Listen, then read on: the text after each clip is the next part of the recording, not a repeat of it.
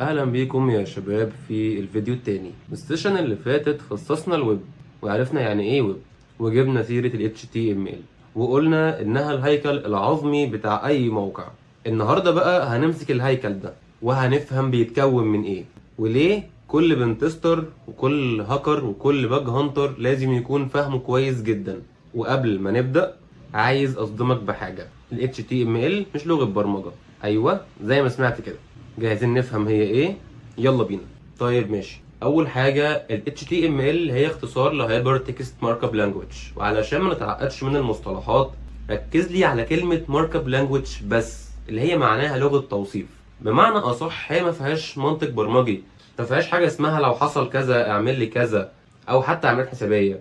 كل وظيفتها ان هي توصف للمتصفح محتوى الصفحه.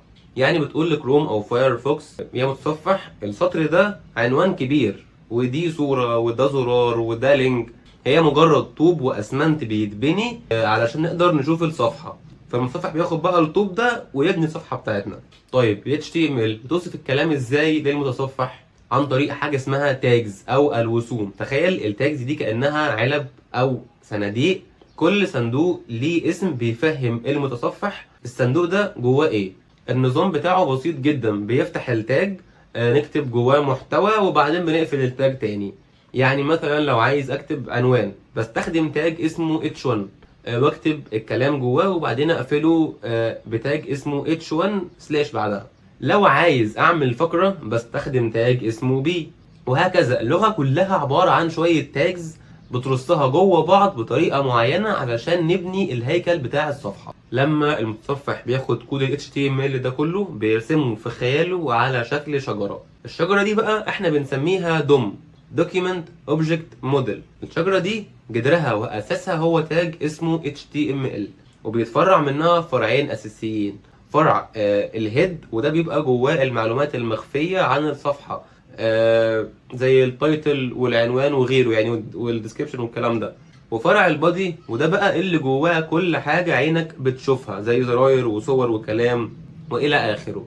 فالمصطلح بتاع الدوم عايزك تحفظه كويس جدا في دماغك، لأننا كهاكرز لما بنيجي قدام نطبق ثغرات زي XSS هنكتشف إن كل لعبنا إن إحنا بنلعب في الشجرة دي ونحقن جواها أكواد خبيثة. فدلوقتي في سؤال بديهي، انا كراجل بتاع سكيورتي او باج هانتر ليه اوجع دماغي بال HTML؟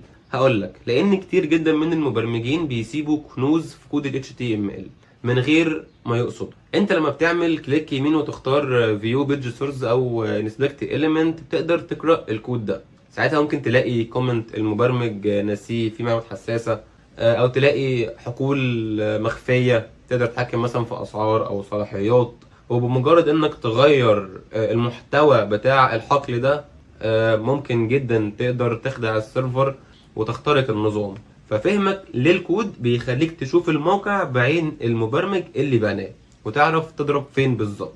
الخلاصة يا شباب، ال HTML هي الهيكل العظمي ولغة توصيف بتفهم المتصفح عناصر الصفحة عن طريق التاجز، وشكلها النهائي جوه المتصفح بيبقى عبارة عن شجرة دم. وفهمك ليها كبنتستر بيفتح لك ابواب كتيره جدا لثغرات.